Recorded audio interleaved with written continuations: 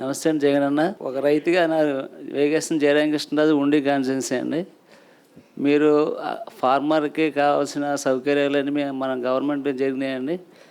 కాకపోతే ఇప్పుడున్న ఆక్వాకల్చర్ దీనమైన పరిస్థితిలో ఉన్నాం. మా బ్యాడ్ అంటే ఒకే సామాజిక వర్గానికి సంబంధించిన పీడీ ప్లాంట్లు, ప్రాసెసింగ్ ప్లాంట్లు ఉండటం వల్ల మా దురదృష్టం. ఇంకా దురదృష్టం ఏంటంటే మంచి చేసిన నాయకుడిని మేము మా గోదావరి జిల్లాలో మీరు మంచి చేసి అంత మంచి చేసిన మిమ్మల్ని ఓడించినందుకు మాకు ఈ శాపనాకరమేమో మా అక్క రైతులకి. ఎందుకంటే సార్ మీలాంటి నాయకుడు ఇండియాలో మీలాంటి నాయకుడు పుట్టడు సార్.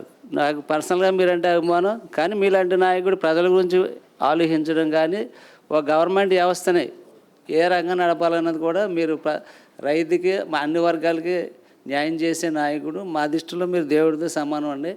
కానీ కాబోయే కాలానికి ఈ రైతు సమస్యలు తీరాలంటే వ్యవసాయ రంగం కన్నా ఆక్వా రంగం చాలా ముఖ్యమైందండి. ఉపాధి అవకాశాలు దీని మీద మెండుగా ఉంటాయి సార్.